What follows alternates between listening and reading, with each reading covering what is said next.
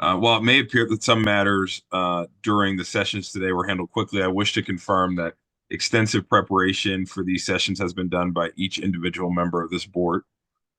This afternoon session will likely last until about 4 p.m. If you wish to have an agenda, it's available on the Board of Pardons website. We will first take up under agenda item 2, what are termed calendar cases. This afternoon, there are 8 calendar cases, and there are 3 possible outcomes for these cases. 1, an application is recommended, which means that we're recommending to Governor Shapiro that clemency be granted. 2, an application denied, which means that a recommendation for clemency will not be granted at this time. And 3, the board could vote to hold an application under advisement. This is similar to a continuance and could be done for various reasons if the board is not prepared to vote on a case. I want to stress that the ultimate decision to accept or reject the recommendation of this board is at the sole discretion of the governor. In addition, the governor is not required to act within a specific period of time. So with that, I'll call the first case to be heard by the board this afternoon, Mr. Kevin Charles. Governor, we'll be admitting Sherry Charles, which is Kevin Charles' sister and home provider, and Richard Garland, who is the executive director of Reimagine Reentry and a supporter of Mr. Charles.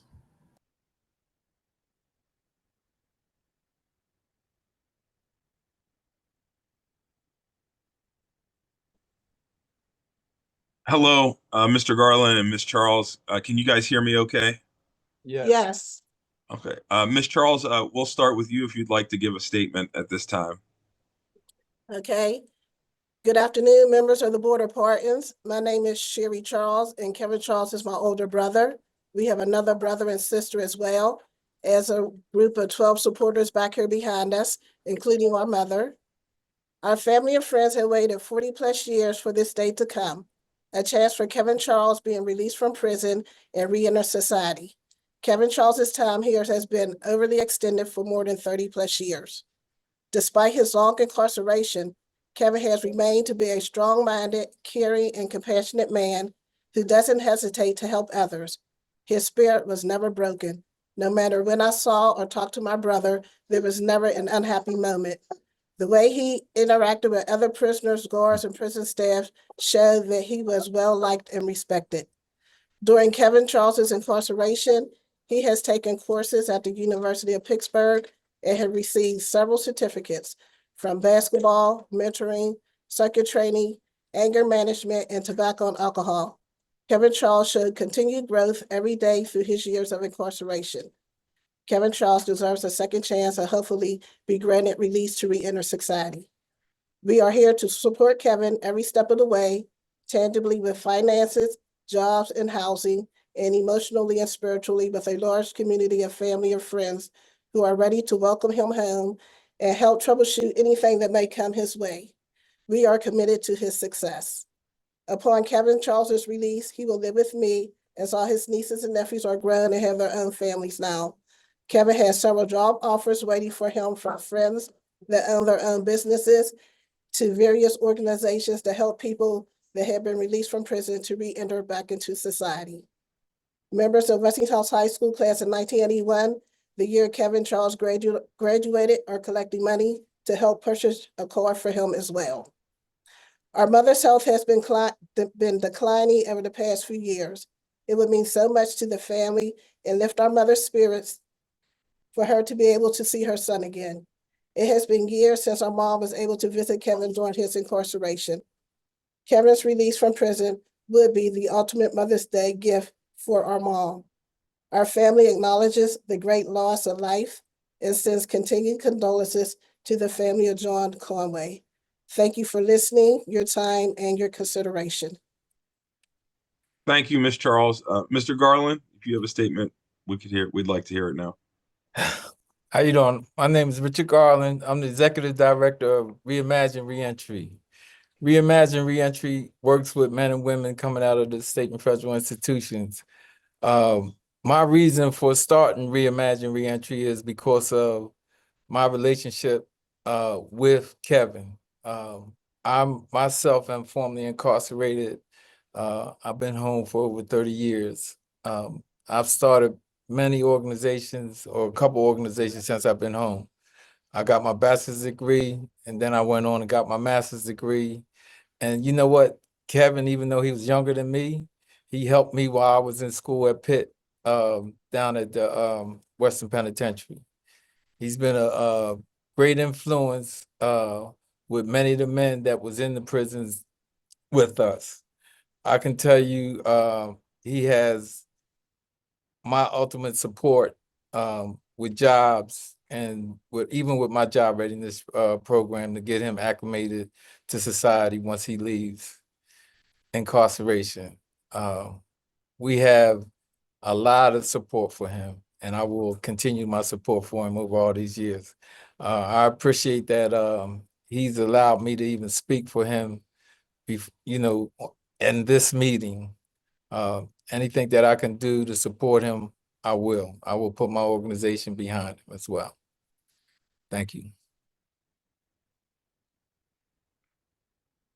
I can't hear him. I was muted, sorry. Thank you, Mr. Garland, and thank you, Ms. Charles, for being here today.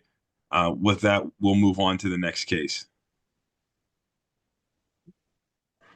The next case is Thomas Mathis.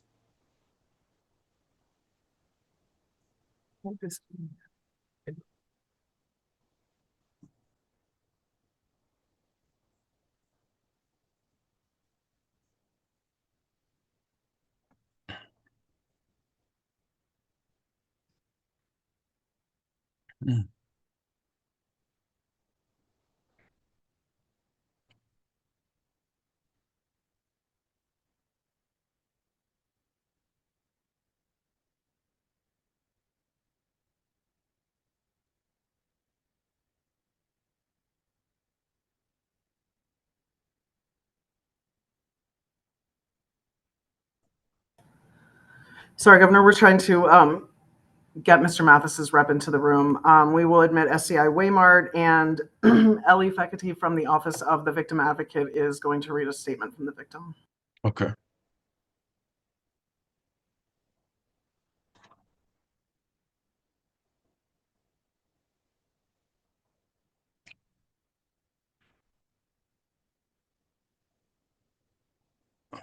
Ellie, do you want to, we'll start with you. Sure, I can get started. Yep. This is a statement from Madeline Peters, the niece of the deceased victim. I'm writing in regard to Thomas Mathis.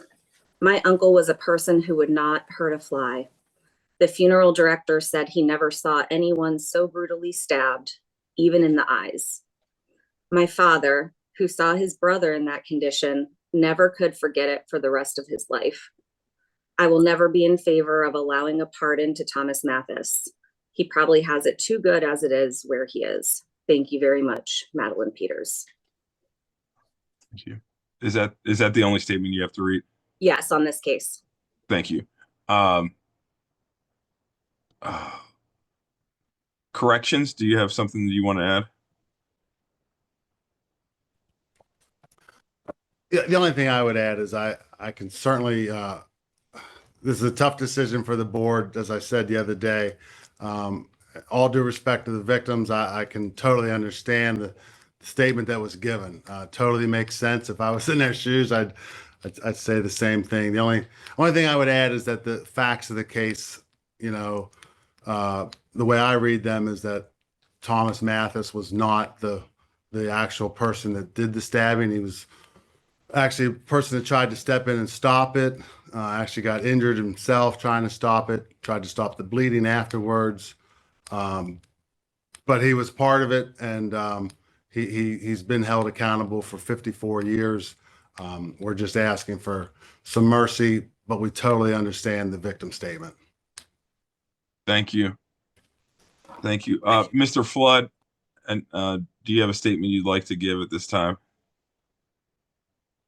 Yeah, I would echo Superintendent Walmer's statements. The one thing I would also say too, at least on the from a policy standpoint, I think we are aware there are efforts afoot to address felony murder rule, the felony murder rule through statute to make it a finite period of time, at least for someone to be eligible to see the board. I think certainly, again, with all due respect and commiseration with the surviving family members of the victim, I think within that context that we know will be coming, that decision, the Supreme Court is also looking at that issue too. I think given the amount of time that Mr. Mathis has served, when that decision does come down or when that statute is enacted, Mr. Mathis would have exceeded at least the minimum requirements by double, given his 54 years served. So I think certainly I would ask for the board to view this case through that lens, with the pending judicial decision and also with the number of efforts that are afoot within the General Assembly to address the issue of felony murder rule. Thank you. With that, we'll move on to case number 3, Larry Shaw.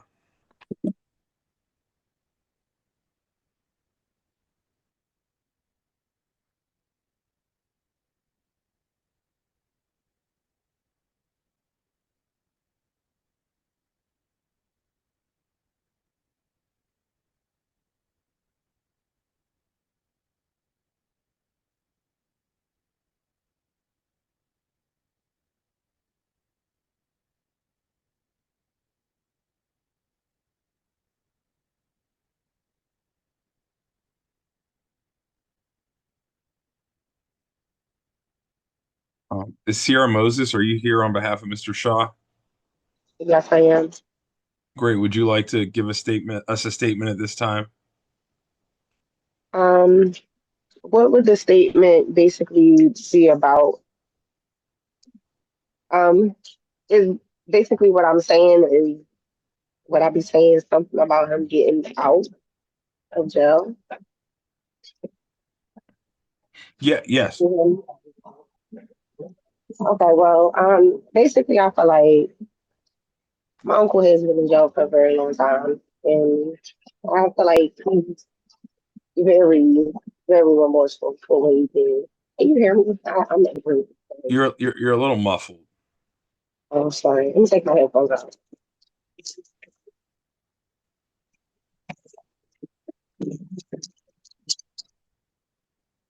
Okay, I'm sorry.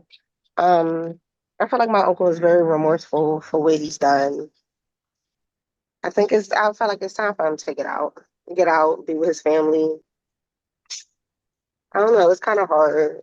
I don't know what to say. Like, I don't. Okay.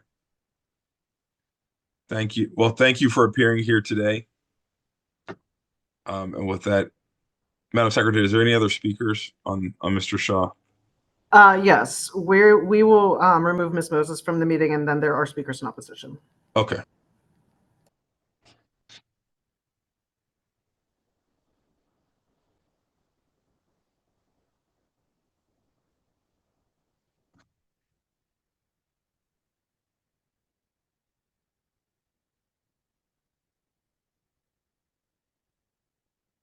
Is Ellie going to be reading from the OVA? Ellie's going to read from OVA for one of the statements. The other victim's family member that we believed would connect is no longer in our queue. Okay. Ellie? I actually have statements for 3 victims on this case to read, so I'll just go through all 3 if that's okay. Yep. That's fine. Okay. The first is from Gail Kuzmanik, who is the niece of the deceased victim. 40 years ago, this man made the decision to kidnap and murder my uncle, and he was sentenced to life in prison. The same life sentence was given to his whole family. His wife, my Aunt Betty, my cousins, Robert, Leslie, Kenneth, and Norman, plus all of us, their extended family. None of us can get a pardon for the pain and anguish that we have experienced over the years. We didn't have him for grandbabies, birthdays, weddings, graduations, baptisms, etc., and all the other family gatherings. If all of us still have to serve our sentence with the heartbreak of him not here with us, then this man does not have the right to receive a pardon either. The next is from another niece, Holly Musser Fury. To the honorable members of the board, I am Holly Musser Fury, niece of Robert Norman Musser. My father lived a life for 28 years without his brother after he was brutally murdered. I am so glad that he is no longer here to see those responsible for taking his brother's life trying to get out of paying for what they did. He would be distraught, sickened, and angry. Larry Shaw pled guilty to second-degree murder. By definition, second-degree murder involves a killing incidental to a felony. My uncle's death was the result of kidnapping and robbery, both of which Larry Shaw admitted to taking part in. He took a husband, a father, a brother, an uncle, and a future grandfather. His actions caused hurt and destruction. He took away a life that had so much to live for. My father wasn't able to grow old with his brother. My uncle missed out on so much of his children's lives, never seeing them marry, never getting to know his grandchildren. Why did Larry Shaw do this? For senseless greed. We all live in the aftermath of Larry Shaw's actions. My family, my siblings, my cousins, we all still suffer even to this day, 40 years later. No amount of time will ever be enough to ease the pain. To Larry Shaw, I would say, you deserve the full sentence you received, and if you had any remorse, you would not once again be trying to be released as you have so many times before. Honorable members of the Board of Pardons and Governor Josh Shapiro, I ask on behalf of my father and my family that you take our thoughts and wishes into account, and we ask you, please do not allow this man to go free. Please uphold his full sentence and do not grant him a pardon. Thank you for your time and your service. Holly Musser-Fury, niece of Robert Norman Musser. And then the final statement is from Ken Musser, who is the son of deceased victim Robert Norman Musser, and is asked to hold a picture of. We can kind of see it, but your background kind of Oh. obscures it a little bit. Okay. All right. To the honorable members of the Board of Pardons, I'm a son of Robert Norman Musser, and I adamantly oppose the issuance of clemency to Larry Shaw, who was found guilty of kidnapping and felony murder of my father, amongst other related crimes. I request that an advocate from the Office of Victim Advocate read aloud my entire statement during the public hearing, and I authorize the advocate to speak on my behalf during the hearing. I've enclosed a photo of my father from Thanksgiving 1982 and request the board display the photo during the hearing. I will be watching the public hearing over the internet. To be clear, I totally oppose issuing a pardon to Shaw. He should never be given forgiveness for his crimes or have his conviction erased from his record as if it never happened, period. I do not think anyone convicted of first, second, or third-degree murder should ever be pardoned. I likewise oppose issuing a commutation of his sentence according to this victim impact statement. It is his deserved punishment. I may not adequately or fully describe in this short statement my feelings or reasons I oppose commutation. Having to write this statement has made me reflect on a lifetime of memories and the sadness and grief that came with those memories. I've experienced fatigue and anxiety preparing this statement. In early December 1985, my father was a security guard in Philadelphia, working at a large beer distributor, satellite, semi-truck trailer parking lot where beer was warehoused in semi-trailers. Born in 1930, my father was 55 years old on the day of his death. At the time of his sudden death, my father was survived by his spouse of 33 years, 3 sons, a daughter, a brother, a sister, 1 daughter-in-law, 1 son-in-law, 5 grandchildren, 11 nieces and nephews, 3 brothers-in-law, and 2 sisters-in-law. After his death, our family grew to include 2 more daughters-in-law and 7 more grandchildren. I was 19 years old at the time and had just started classes to earn an associate's degree. My brother was 15 years old and a sophomore in high school. My mother, who was 53 at the time, passed away 19 lonely and broken years later. There are numerous crimes that Thelbert Lewis, Gary Gully, and Larry Shaw are guilty of. Lewis, who was a truck driver, delivered trailers full of beer to the facility where my father worked. The 3 men together planned the robbery, knew a guard would be present, drove to the parking lot, were armed with at least 1 knife, burst in, confronted, tied up, and carried the security guard on shift before my father to the rear of the property. They were then interrupted by a security company supervisor who randomly happened to drive into the parking lot to inspect the guard. The 3 perpetrators got away and decided to stay in the area, wait, and try again later that night. I know Lewis and Shaw pled guilty and Gully was convicted by a jury of second-degree felony murder, but in my mind, there was premeditation on everyone's part. There was certainly planning, coordination, and agreements made between the 3 of them leading up to and during the multi-day commission of the crimes. Shaw recruited a younger Gary Gully to take part in committing these crimes. Shaw decided to take part in the second attempt at robbery, even though the plans clearly changed as to what to do with the next guard. Shaw did not reconsider his actions or have a conscience after carrying the first guard away from the guard shack over his shoulder. Hours after the first attempt, they came back and surprised my father. There was a struggle with my father in the guard shack. They then kidnapped him to steal a trailer full of beer with the intent already decided to travel to New York City to sell the beer. My mother and I were present for the entire trial, and we heard all of the testimony and the details of the guilty pleas. I've recently read the court transcripts that were provided to me by the Philadelphia District Attorney's Office. I have always wondered what details did not come out during the testimony and plea deals. For many years and still to this day, I can imagine what must have gone through my father's mind from the time he found out there was a robbery attempt earlier that night to being panicked, receiving wellness visits from the police, to ultimately having the 3 of them barge into his guard shack and attack and kidnap him. I vividly imagine what must have gone through my father's mind while being held against his will in the rear compartment of the tractor rig with the 3 of them in front of him as they traveled the 90-mile, 2+ hour ride to Brooklyn and to his final few seconds alive. My father was choked to death with a metal clothes hanger. They then put his body in a trash dumpster on a street in Brooklyn. During the first couple of uncertain days my father was missing, we had to experience multiple news media visits and broadcasts reporting my father being missing. I can still remember opening the door for the police when they knocked to tell us my father was found. Days later, my mother, sister, cousin, and I had to go to New York City on a snowy day.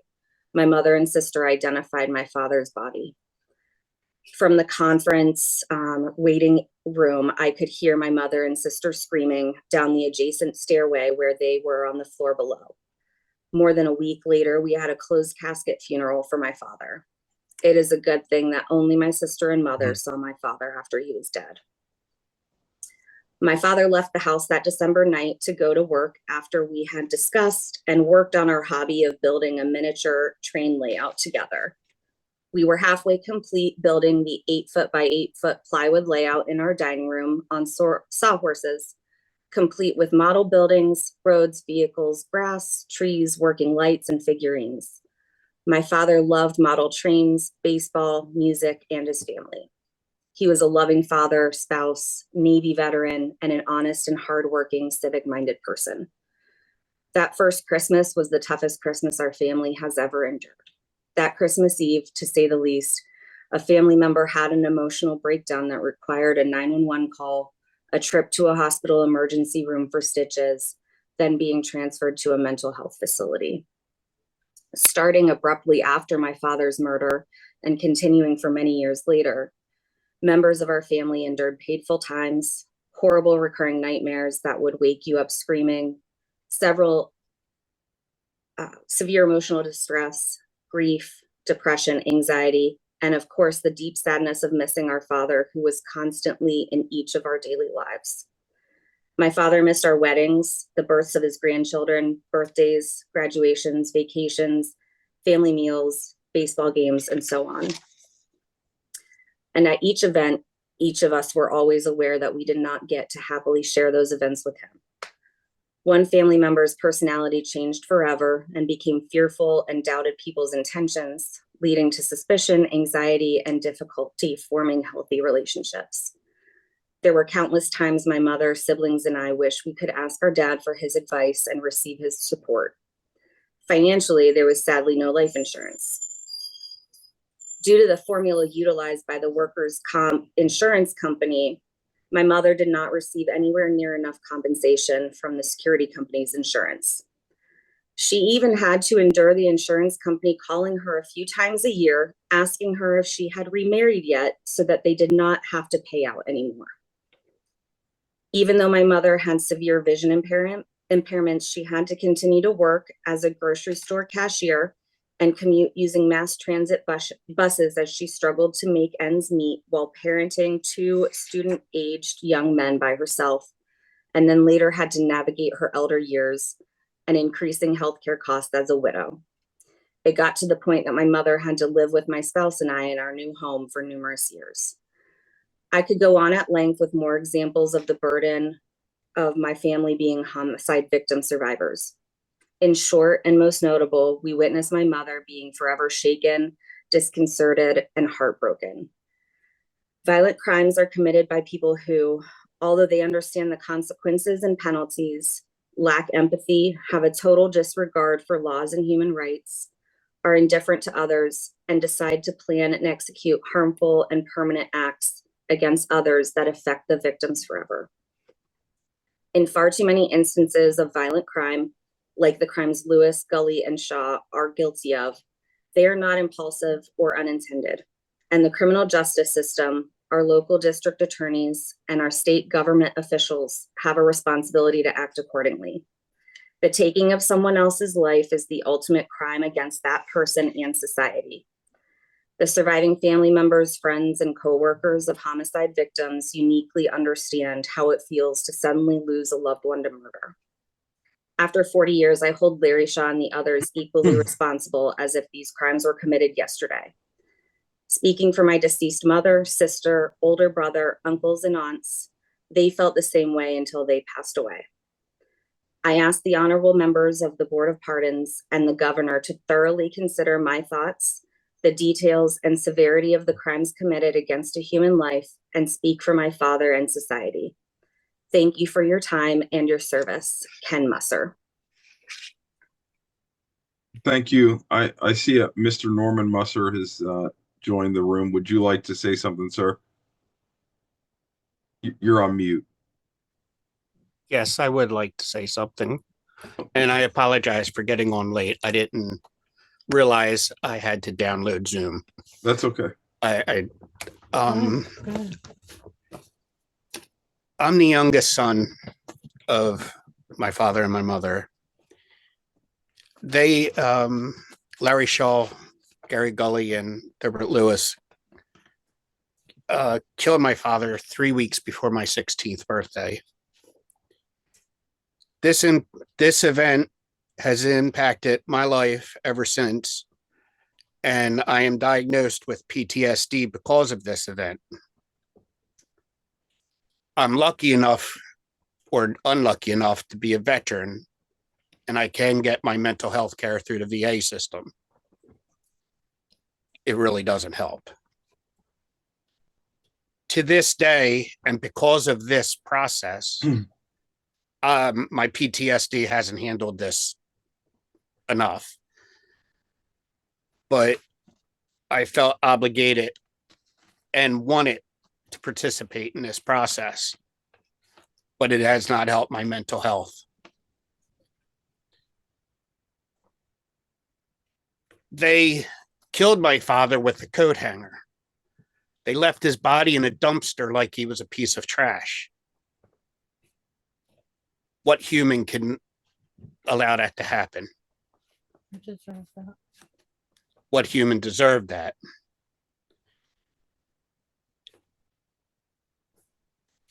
I joined the military in part because of the memory of my father. I became disabled in the military. Who knows what help my father could have had given me when I reintegrated into society, because he himself was a veteran, a Korean War veteran. I'm sorry that you can see how this has impacted me. Take your time. He didn't get to meet my wife, my 2 children. He hasn't been here to help me possibly with my autistic son.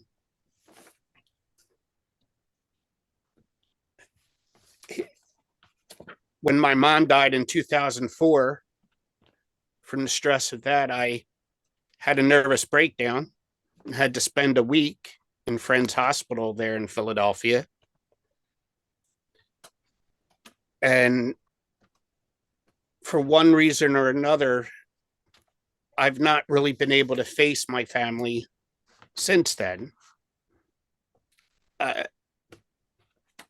I just can't believe that the way the system is, that someone involved in murder can get clemency or a pardon or whatever you want to call it.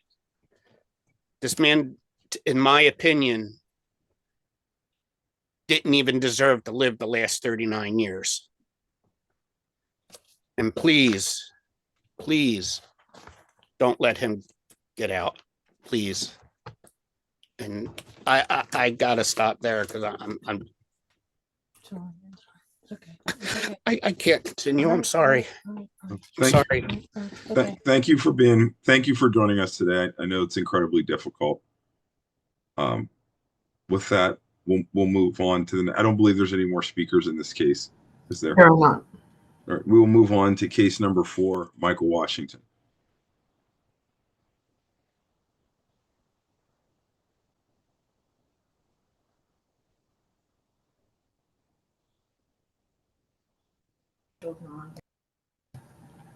We'll be admitting Mr. Washington's 2 sisters, Rachel and Tanya. Rachel will be participating just on audio, not video.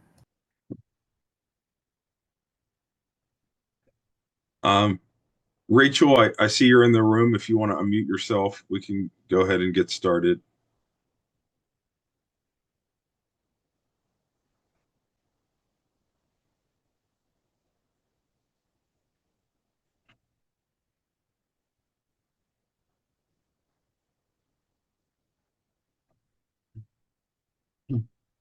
How about Tanya? Tanya, if you can unmute yourself, we can go ahead and get started. Okay, I'm unmuted. Sorry for that. That's Me okay. too. Can you Okay. hear me? Yep, I can hear you, Rachel. So Okay. let's start with Rachel, and then once you're finished, we'll go to Tanya. Okay. Great. So if you have a statement you'd like to give to the board now, we're happy to hear it. Well, I just thought I would try to, help him with this case because it seemed like it's been going on, for a long period of time. And I would like him to enjoy his family outside of the bars, for once. And, and I said, everybody, makes a mistake, and hopefully he has learned, from this situation, and so that he still has a lot of love and support in the family. Everybody's willing to help him, to make it, once he's released, if he's released. Can you hear me? Yes, Oh, yes, I can hear you. Okay. Because it seemed like it was No, silent. No, we're just listening. We can hear you. Okay. Do you have anything else you'd like to add?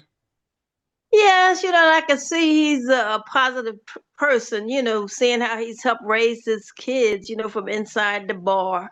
I don't know any of them that get into trouble. They seem to be, somewhat successful in life, and I can see that they do love their father. They would, be appreciative, if he was released. Thank you. Tanya, would you like to give a statement at this time? Yes, I am Michael's next to youngest sister out of 8 siblings. And he's always been a hard worker, family-oriented person, and has had 2 jobs. And when this unfortunate incident happened, he had been with the city for 20 years with no trouble. And I also wanted to agree with my older sister Rachel to say that I think all of his children has been fairly successful since he's been locked up. They were toddlers when he got locked up, and they're doing good for themselves. And it seems that from the position that he is in, behind bars, he was still able to be successful with his children. And he just been saying since day one that he would just like to, ask for forgiveness and come home to continue to work and go to church and mind his business like he's been known to do. And we are pleading, we're praying first and pleading and asking to please give him another chance, and that we're sure that whatever he needs to be content, to be successful in the community that we're helping. He has a job and a home waiting, and family and friends and church members as well. And we're willing to do whatever it takes, positive and godly, for him to be free. Thank you. I see the Department of Corrections is here. Would you like to make a statement this time? Hello, again, Lisa Duran here from the Department of Corrections. And again, I would like to just say that the department does support Mr. Washington for commutation. We do believe that he is deserving of this opportunity to prove that he could live a productive, meaningful life outside of prison. Thank you. Thank you. Are there any additional speakers for Mr. Washington? I forgot to notify the board that we had admitted the Philly DA's office in case anyone had questions for them. I do not. Thank you. Move on to case number 5, Ronald Weaver.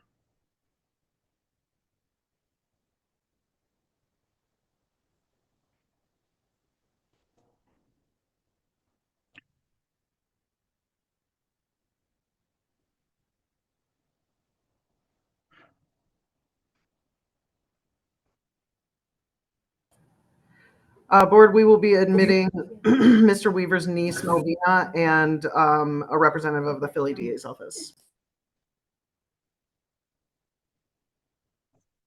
Melvina, if you can unmute yourself and turn your camera on, we can get started.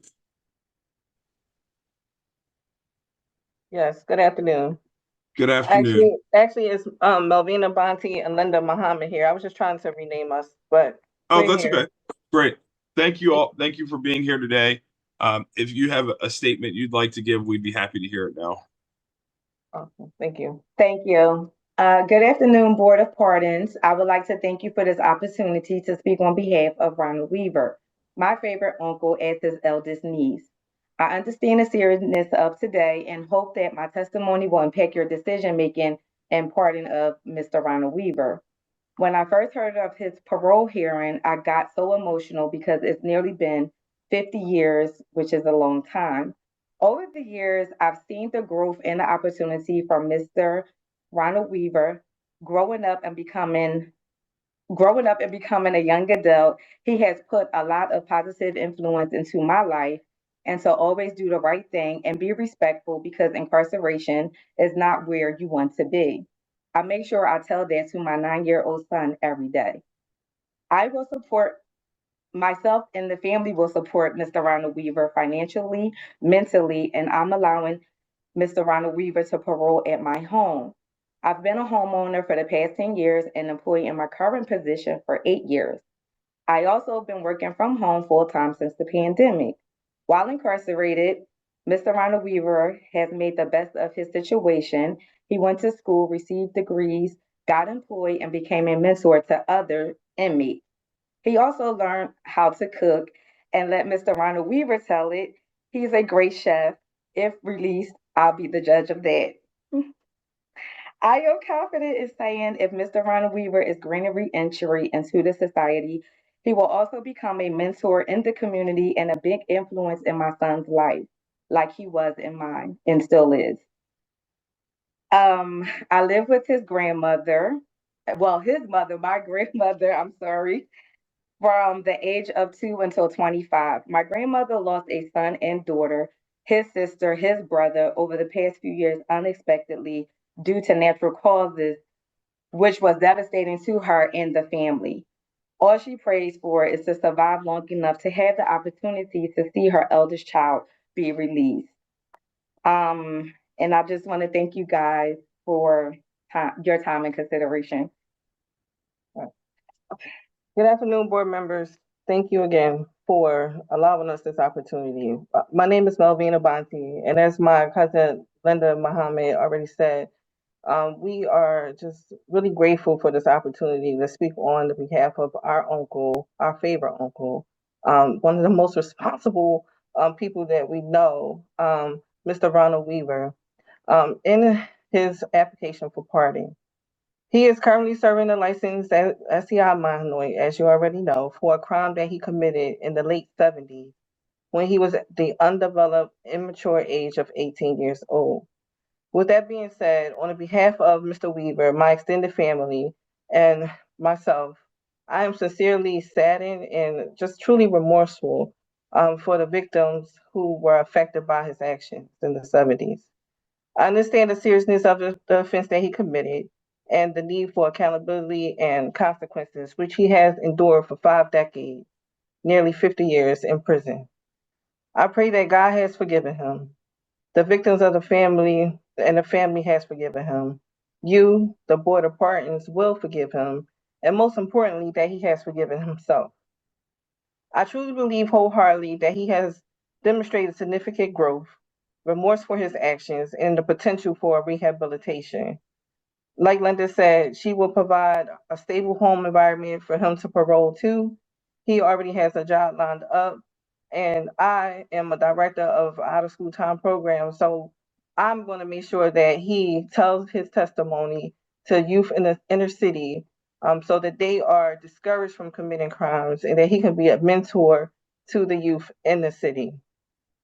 I have had the privilege of knowing Mr. Ronald Weaver for 42 years as one of his favorite nieces and have witnessed firsthand the transformation and commitment to positive change. Throughout ongoing communication, I have seen him take responsibility for his actions and work diligently towards self-improvement during his time of incarceration. He has taken on many leadership roles, participated in group sessions within the facility. He's worked diligently the whole time he was incarcerated. He sends money home to his families during birthdays and holidays. And we just always are in awe about how humble and compassionate he is for his family and for his loved ones. While incarcerated, he maintains a healthy lifestyle by eating as clean as possible, and he always encouraged us to do the same. And if you ever see my uncle, he doesn't look a day over 50 years old. He does not have any addictions. He's never engaged in any unproductive behavior throughout his incarceration. And I really take those things in consideration and why I'm able to stand in front of you confidently and just testify on his behalf. I truly believe that he's remorseful for his action and that he will be productive in society and in the family. I believe that granting parole to Mr. Ronald Weaver will allow him to continue his journey in personal growth and positive contribution to society and his Asian family members, specifically for the sake of his mother, Alethea Weaver Saunders, who is 87 years old and slowly losing her memory, and desperately wants to hug him. And I know that she will just enjoy having him around in her aging years. The support system that Mr. Weaver has in place, combined with his commitment to rehabilitation, provides a strong foundation for success upon his release. I kindly request that the parole board review Mr. Ronald Weaver's case with compassion and empathy, taking into consideration his efforts towards rehabilitation, the positive impact that he can make on the community, and the potential for success and him being a law-abiding citizen. In addition to his personal and mental growth, Ronald G. Weaver has expressed a sincere commitment to giving back to the community.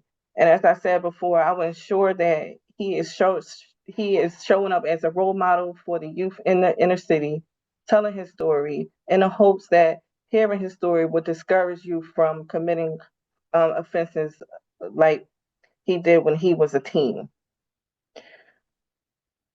Thank you for your time and listening to our statements on behalf of Mr. Ronald Weaver.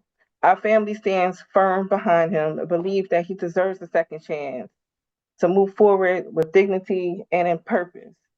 I, for one, look forward to him helping me care for my dog, who he gets excited every time he hears his voice. We have done our research and we know, like, outside of the family, that there are several resources in the city of Philadelphia that are currently available to provide reentry information and connections to resources. The Urban League of Philadelphia reentry program and some services will help stabilize him and give him job training and employment opportunities outside of what the family has already put in place for his release. Thank you for your time and consideration. Thank you both for appearing here today. With that, you're free to go, and we'll move on to the Department of Corrections if you all have a statement. Thank you, Mr. Davis. Thank you. Thank you. Good afternoon. Again, my name is Bernadette Mason. I'm the superintendent at SCI Mahanoy. As I stated yesterday, SCI Mahanoy staff unanimously supports Mr. Weaver for commutation. We have seen over the years evidence of growth, positive growth. He causes absolutely no issues inside the jail. He has shown remorse and accepts responsibility for this crime, and we feel that he would and could be a productive member of society if given the opportunity. Thank you. Thank you. Are there any questions from board members to DOC? None for me, Governor. Great. Thank you. Thank you all for being here. With that, we'll move on to the next case. Thank you. Thank you. Next case is Victor Ogden.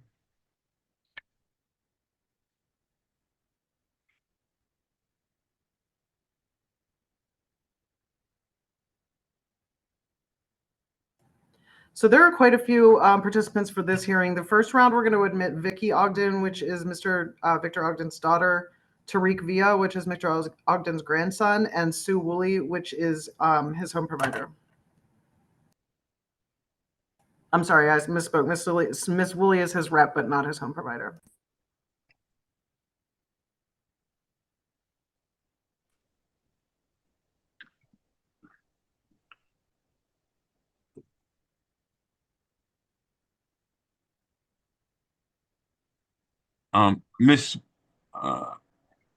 Well, Tariq, we'll start with you.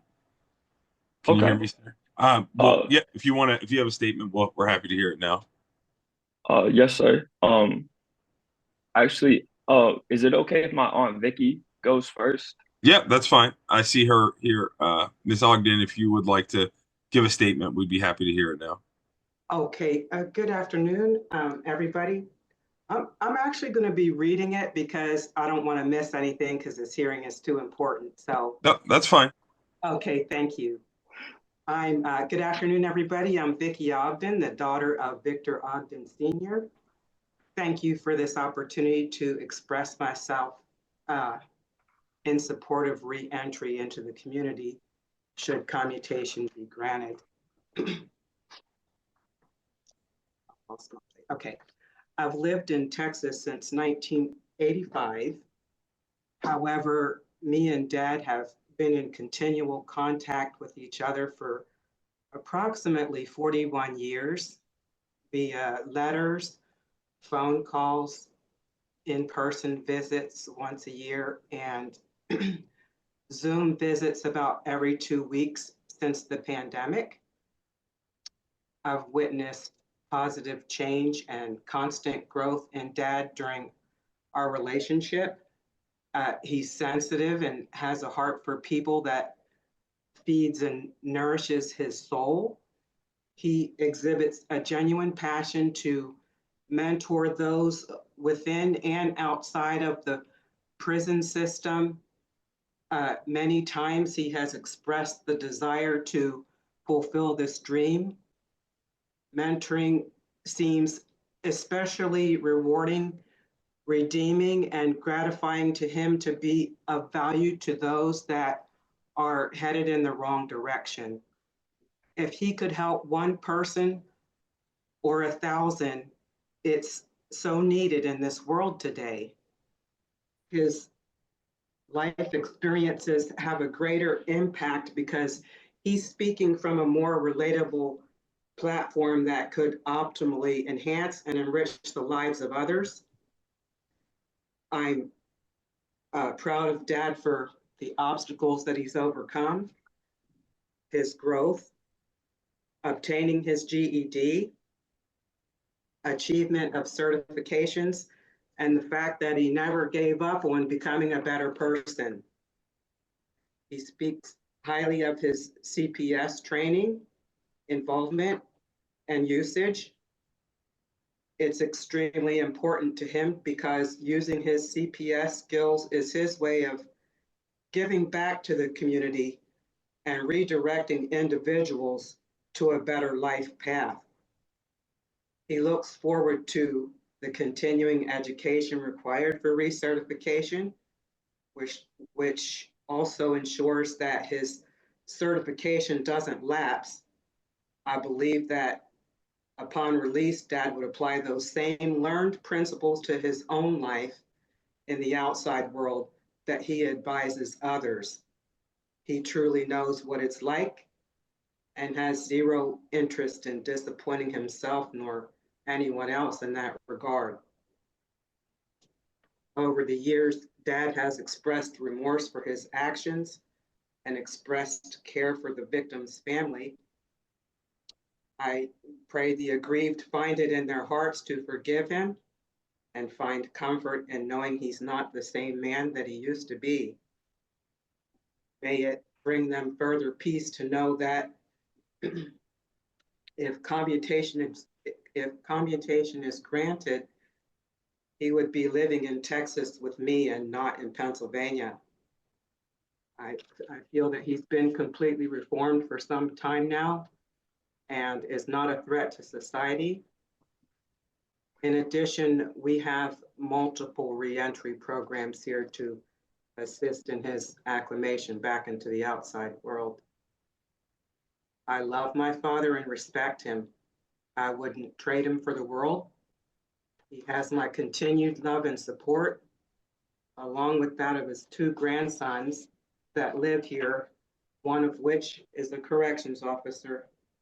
In addition, he interacts with 7 great-grandchildren that live here. He also has a strong relationship with my best friend of 36 years that's been a Dallas police officer for almost 38 years and counting. I'm very comfortable with sharing all of that with him. I am a court reporter and I work half days in misdemeanor court unless we're in a jury trial. Therefore, I'm available and accessible to Dad for anything he needs in the afternoons, evenings, and weekends. I realize if Dad is released that first, he would stay in a halfway house for a year. I'm not certain whether that would take place in Pennsylvania or here in Texas or both, but I'm ready.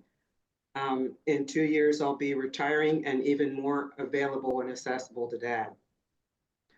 My judge that I'm directly employed by is aware of my support for Dad and respects it. She has given me good advice over the last 6 years on his behalf and provided suggestions to help us both if he's released. She's a go-getter and is looking into programs that Dad could participate in that would benefit him directly, as well as speaking engagements that he could do to benefit inmates. Dad has met my judge by happenstance while I was on a Zoom visit last month in my office at the courthouse. She told Dad that she's heard a lot of good things about him from me, and he told her the same. He was so overjoyed to have finally met her that it gave me goosebumps. Should the day arise where Dad's age and health no longer read like a Hallmark card, we're still there for him all the way and will provide his needs. I pray Dad has the opportunity to fulfill his dreams of being released and contributing to the outside world, and that our family has the opportunity to build some new experiences and memories with him.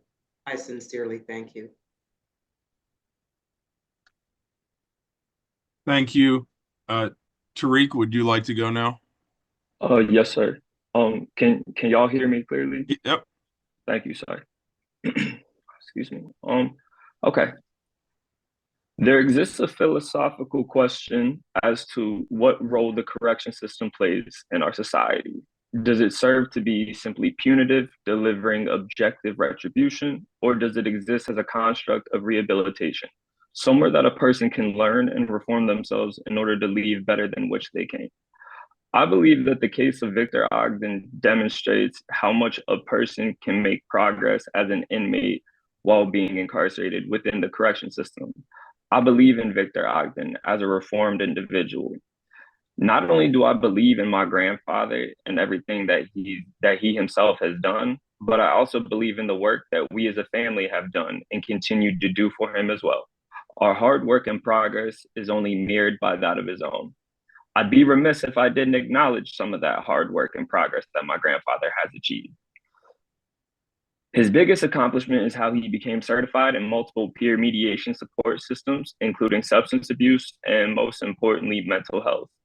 Beyond these accreditations, he's earned respect, not just respect from his fellow inmates, but respect from the correction staff at SCI Camp Hill. To me, the latter speaks volumes to the former because it means that the respect he's garnered has transcended beyond those he's on equal footing with to those who exist on a higher ground of professionalism and authority. Also, if I'm not mistaken, I believe Victor was able to secure potentially rare unanimous approval in his merit hearing leading up to this point in the process. I'm beyond proud of the accomplishments, respect, but most importantly, progress that my grandfather has amassed while behind bars. All of it makes me more than confident in what he'd be able to achieve in life on the outside. When it comes to that potential life on the outside, I've never been more sure of anything than I am that Victor is going to have the best support system imaginable at his side. If there's one thing about Victor, it's that he's a family man, and this family is huge. They say it takes a village, but I'd argue that this is more of a kingdom. A village is singular, centrally located, but a kingdom is far and wide, ever expanding even. A kingdom is a powerful stronghold consisting of not just family, but community as well. Victor would be coming home to a kingdom of people who have been eagerly waiting to help him carry on his mission of doing good in this world. As you've already been made aware, my lovely Aunt Vicky is going to be moving Victor down to Dallas, Texas, to stay with her and her family should he be released. But until that's able to happen, myself and the rest of Victor's local family are ready to answer the call and do everything we can to assist him in his post-release progress. I'll only speak for myself here and say that I'm prepared to do anything and everything to help him however I can, even if that means having to go behind enemy lines and personally escort my grandfather to Dallas, Texas myself. Go Birds. But no matter where he's at, he's going to be taken care of. My role in this entire mission is bigger than just myself, though. I'm not doing this for me. I'm not even doing this just for him, but I'm also doing this for his son, my dad. Unfortunately, my dad can't be here today because he died 15 years ago. And while his death was shocking and sudden, it was also preventable. My dad was an enigmatic and fascinating individual, but he was also a very troubled man who needed help. Victor tried to help him, much like he's helped all the other inmates that he's been incarcerated with over the years throughout the various peer mediation programs. However, that help couldn't work for my dad as he was on the outside, a bigger degree of separation removed from Victor. Ultimately, in the end, my dad made his choices, and those choices cost him his life. I often wonder what could have happened had my grandfather been here on the outside and how that could have impacted my dad's life. Like most children, my dad idolized, revered, and respected his father. The bond of love they shared was unbreakable. That is why it haunted my dad that he was never going to have a real relationship with his father as a free man, one of the many burdens he took to the grave. But that's why I'm so invested in my grandfather's mission, because it would make my dad so proud to be able to see Victor out of the system and putting so much good back into the world. And selfishly, my grandfather is the closest thing that I have left to my dad. So to be able to hug him on the outside would mean everything to me. Finally, what is justice, but if not a debt paid in full? And is that debt owed to any one single individual, or is that debt owed to society as a whole? This is a man who does not wish to do harm, but instead to do good, to rectify any harm he's previously done. This is a man who poses no threat, but wishes to pay back his debts in full, with interest included. The argument can be made that a life sentence is a life sentence, and that nothing beyond that life sentence could possibly pay back certain debts that are owed. However, I make the argument that the very existence of this board says otherwise. The existence of a board of pardons directly insinuates that it is entirely possible for someone to pay back those certain debts without the cost of eternity behind bars. This board serves as an opportunity for those debtors who are deemed worthy to settle their debts, not just with their fellow man, but with the world at large. Victor Ogden has been making his payments towards any debts he's amassed by the mistake he made in a past life. He serves as a remarkable example of how the correction system can be one of reform and rehabilitation, and of a man who yearns to be worthy. Regardless of the outcome, Victor Ogden is a success story and one that I'm blessed to be a part of. Thank you all for your time. Thank you, sir. Ms. Woolley, if you have a statement to be made at this time, we're happy to hear it. Yes, I do. Thank you very much. Thank you for this hearing. My name is Susan Woolley, and I'm Mr. Ogden's friend. I've known him for 9 years, since we first met when I was a prison society volunteer. Over the years, we've spent many hours together on visits, so I think it's fair to say that I know him pretty well. I'm familiar with his case and his journey to recovery and rehabilitation. I'd just like to point out a few things for your consideration or reconsideration. Victor was asked yesterday whether he has used the skills he gained through the certification process for his CPS, Certified Peer Support, and Certified Recovery Specialist certificates. I think he may have failed to emphasize that he uses those skills every day as a peer support specialist working with fellow incarcerated people under stress for various reasons. Plus, in order to maintain his certification, he's required to complete a number of hours of continuing education coursework, which keeps it fresh. As you have seen by reviewing his file, Victor has completed many courses and programs over the years, each building on the one before. So though some were taken many years ago, nothing is lost and much continues to be reinforced by use. There also seems to be a concern on the part of some members of the board, about the crime that resulted in Victor's life sentence. I think it is important to stress Victor's state of mind at the time. He had recently experienced a traumatic event that came to him out of the blue, and then found himself in a similarly unexpected altercation with someone threatening him. On top of that, he had been drinking and was struggling with a heroin addiction. He was clearly not in his rational mind at that time. But soon after he began his life sentence, he managed to overcome his addictions to heroin, alcohol, and the various medications used to stabilize his moods. He has been clean and sober for almost 50 years. He is so dedicated to maintaining his sobriety that he has refused opioid medications offered to him in the hospital as he recovered from numerous surgeries. That's very impressive to me. Victor has quite literally done all that he can do to express his deep remorse to the victim's family. He wrote an apology letter as soon as he learned that there was an office that would convey the letter to the victim's family. Such an opportunity was not promoted until about 10 or 15 years ago, which is why he didn't write the letter sooner. He has even followed up with the leadership at the Office of Victims Advocate several times over the years to make sure that they know that he is open to a victim-offender dialogue, should the victim's family be willing. The staff and leadership at the OVA are no doubt familiar with Victor's name. Please keep in mind that the Office of Victims Advocate is a strictly victim-driven organization. There is nothing that an offender can do to initiate anything at all with victims or families. If granted commutation of his life sentence, Victor will be on parole for the rest of his life. In addition to scoring very low on the standardized inventory for recidivism, he is now in the age bracket for the lowest likelihood of reoffending. All objective measures indicate that public safety is not at risk if Victor were to be released. On the other hand, if released, he will be an agent of healing for his family, the community, and the victim's family if they're open to that. This board was created to grant clemency to deserving applicants. Victor Ogden is clearly one of these. Please recommend his release. Thank you for your time.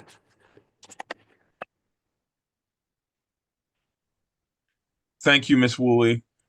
We appreciate you all being here. With that, you're excused, and we'll bring in the next set of guests. Thank you, sir. Thank you.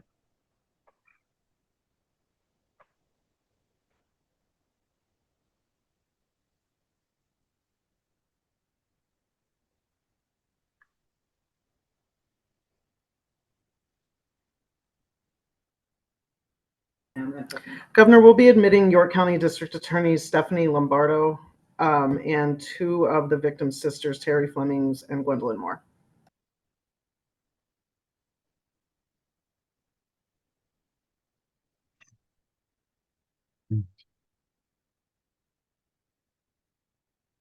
Good afternoon. Hi, can you hear me? I can hear you. Can you hear me? Yes, I can hear you. Can you see me? No, I cannot see. Your camera's not on. Okay, let's see what happened here.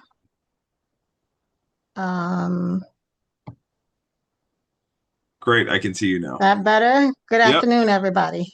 Good afternoon. We're gonna just jump right in. If you have a statement that you'd like to make for the board, feel free to make it now. I would, and I appreciate y'all taking your time. I would respectfully ask for your undivided attention because I feel like as if what I have to say is important. I have never spoken at one of these boards on behalf of my brother. I guess the anger that I've had all the years have gotten to me, but I'm at this point in my life now where I'm not mad at this anymore. I just don't feel like as if this is a good time for the board to release him from this. My name is Terry Flemings, and I am here to speak on behalf of my family and in honor of my brother, Leon Edward Banks, who was senselessly murdered on April the 17th, 1977, just one day after his 22nd birthday. My brother Leon was a young man he had his entire future ahead of him. His life was stolen in an act of premeditated violence, leaving our family shattered. The grief, the pain, the trauma, the anger, the guilt, and depression caused by this crime has lasted nearly 5 decades. And the wounds remain deep today as they were in 1977. My family has endured immeasurable suffering, and knowing that my brother never had the chance to live the life he deserved, and his murder crippled my family. I understand that parole was meant to provide rehabilitation and second chances, but that consideration must never, never, never overshadow the irrevocable consequences of murder.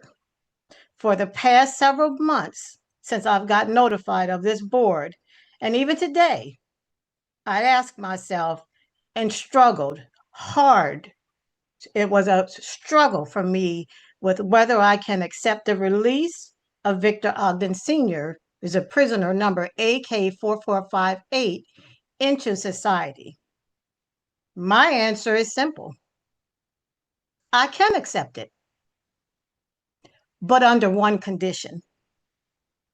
My acceptance comes with conditions.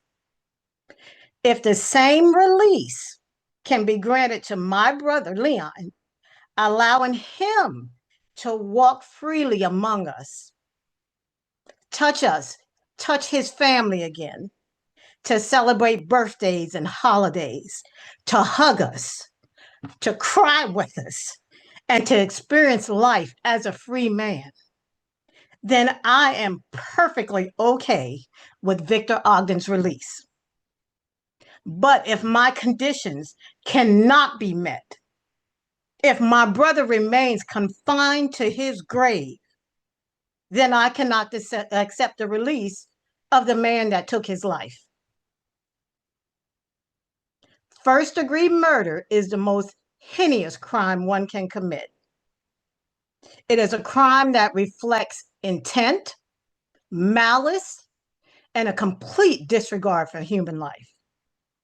The sentence imposed on Victor Ogden Sr. was meant to reflect the severity of his actions.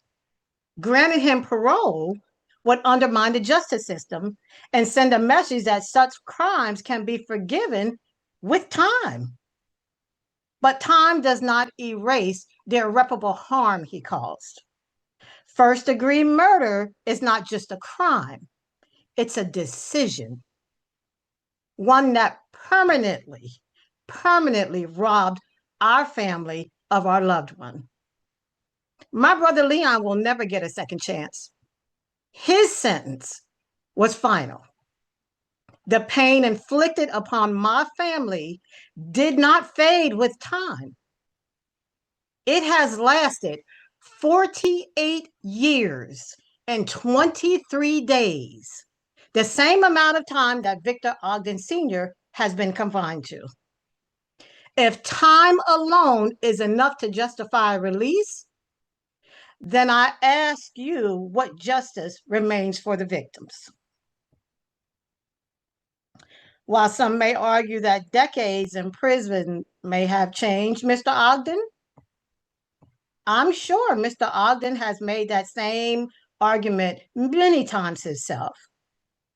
But the fact still remains that he intentionally took life. There is no guarantee that he will not pose a risk to others if released. We don't know that. The safety of our communities must be prioritized over the rehabilitation of a convicted murderer. Now, I know that sounds harsh. I know it does. But it's true and it's facts. So there is something I've carried with me every day. Every day. Every day I carry $2. You want to know why? To most people, it may seem insignificant, but to me, it holds the weight of an unfinished lesson. I owed my brother $2, and he was teaching me the importance of responsibility and repaying your debts. I was 15 years old before I had the chance to prove that I understood his lessons. His life was taken. I never got to repay him, never got to show him I was listening and learning. When I said my final goodbye, I placed $2 in my brother's hand inside his casket.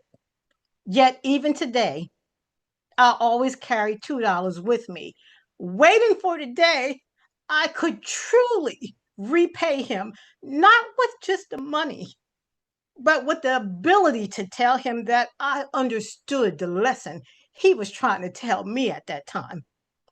But that day will never come.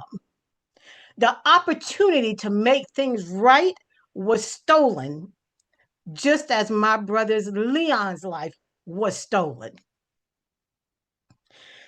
In October of 1977, we had 3 honorable judges preside over this case and sentence Mr. Ogden Sr. of first-degree murder.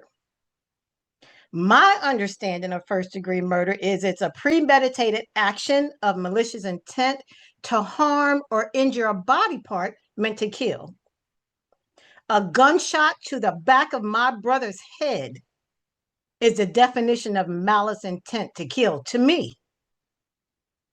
My brother's life was stolen, and my family has lived with the consequences of that crime every single day.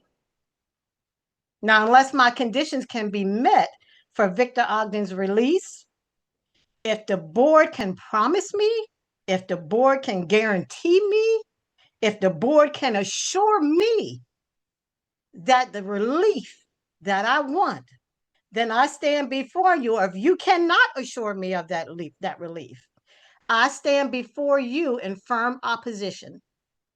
And I ask you, the board, to deny Victor Ogden Sr., the man responsible for taking my brother's life. I ask you to deny his request for release. Granting parole is not just about being convicted. It's about acknowledging the true weight of the convicted actions.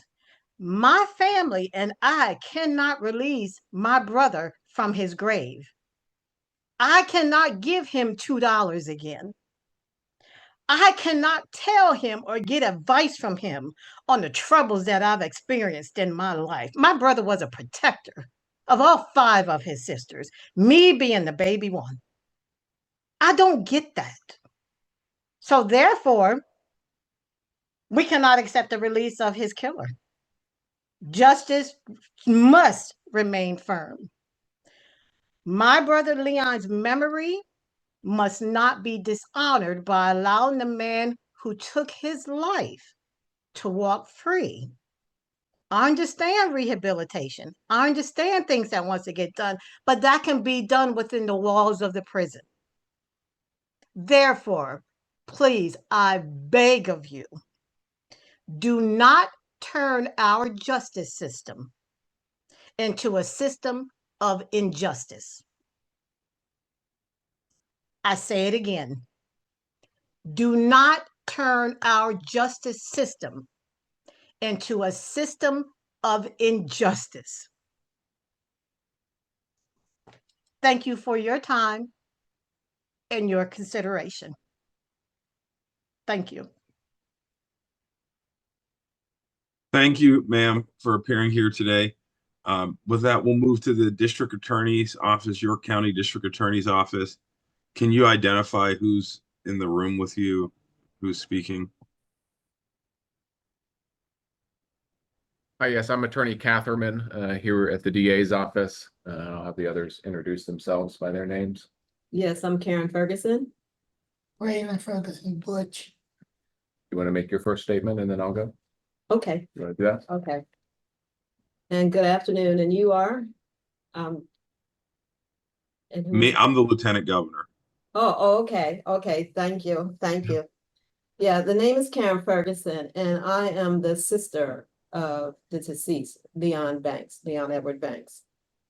And I come here today with a lot of mixed feelings, a lot of emotion, and a lot of feelings of, here we go with this again. We're doing this again. And it feels like, did you ever have a weary spirit? And ever have a weary spirit wanting to bring clarity to your day, wanting to have that moment of being able to want to share and want to see, and then you ever have clarity for that day? I'm speaking from a place of healing, and I'm coming from a place of healing. And my stance has been release. And the reason for my stance of saying that is coming from that place of healing, that what the concerns I do have, what accountability has been taking place, what accountability and remorse have you shown, what accountability have you apologized, which has never happened. None of that has ever happened. And it used to be a circumstance of reaching out to the family every April, every Memorial Day, that Mr. Ogden would send somebody to my mom's house, trying to talk to her, wanting to say he was sorry, wanting her to forgive him, and always this time. Unfortunately, my mother has passed on, and she's not here with us anymore. And my dad remains, who my dad is fighting health concerns and issues that he's dealing with his congenital kidney disease. He's in renal failure. And I recognize that he applied for clemency and has always does. And we were told as a family and that he will never get out.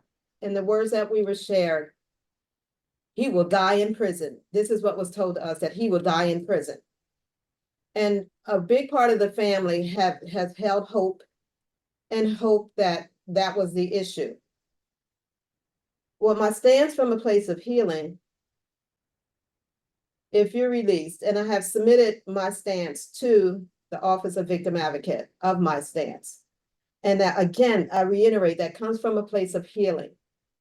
What have you done in your mentorship role to help your other inmates? What are you going to offer society productively? What will you do in working from justice? Have you done that inner transformation on the inside by saying that I've taken a life? What have you done? We may never know that answer to that and never know what has transpired. But when I read the article, and I kept the articles ever since I was a senior in high school when this first happened. And my brother, as you heard previously with my sister, that we were very thick, we were very tight. And he used to give me a ride to work. And I kept all those articles saying, you never seen me get married. You never seen me graduate from college twice. You never seen all of this stuff that happened and that has transpired. The reality of it is both families suffered. His family suffered, our family suffered. But we still have that long term of the empty seat at the table every year where we still go place florals on the gravesite and all those things.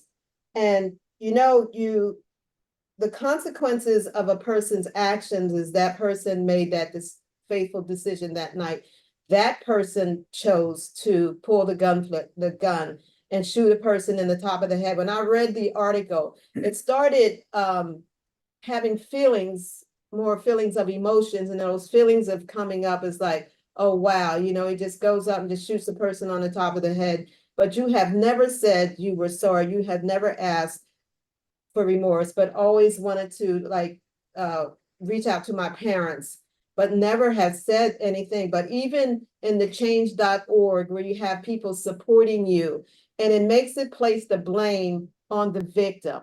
The victim, and it's like twice victimization to families. The perpetrator takes and places the blame on the family for your actions that you should be held accountable for your actions of what you did. And then you take it and made as if it was this mutual argument. We had mutually done this to one another. No. Take accountability for your actions. And it's like 48 years, almost going in 49. You have never taken accountability and or shared remorse. Even when you read the things on change.org that he submitted through Susan Woolley, you know, it's all about me, myself, and I. It has never been I'm accountable for my actions. I'm hold me accountable. It has never been that. And so I stand for a place of healing because I'm a Christian, in forgiveness and holding on to that faith. But what accountability has that person ever taken? And I appreciate that you taking the time to hear us out and hear from us who are remaining and what you have to say. Thank you, ma'am. You're Just welcome. for clarification, are you in support of release of Mr. Ogden or opposed to his release? I have been in support of, and the reason why I'm in support of is it's coming from that place of healing. Okay. Thank you. You're welcome. Attorney, does the district attorney have a comment? I think that from our standpoint, I mean, we do support the family and in their view of this, but I would note for the board that the defendant has changed his version of events from the time of trial to now in his current petition to the board. And I would view that as not fully, as was said, fully accepting responsibility for what he has done, but rather trying to persuade the board to accept his application. In addition, for the board to consider the very horrendous nature of the crime here. This was a circumstance where we go back and reread some portions of the transcript. The victim was trying to de-escalate a situation, and he ended up getting shot in the head by the defendant. So given those reasons, we would ask the board to take that into consideration. Thank you. I see there's a Gwen in the audience. Well, thank you all for being here. We're going to move on to the next testifier. Gwen Moore is the victim's sister. Right. Gwen, if you can unmute yourself, we can get started. Hello, can you hear me? I'm trying to, my grandson, I don't know where he did my video, I but can can hear- you hear me? I can hear you. I can't see you that well, but we can hear you, so that's good enough. I don't know, what he did was he got an earring on my video and I apologize for that. That's okay. But I stand, now first I was thought about it and I stand neutral because as has been so many years. But for me, you know, because I always look for faith-based, you know, your forgiveness. But at the same time, I'm in a position where if you decided to take one's life, then you already made your sentence with your own.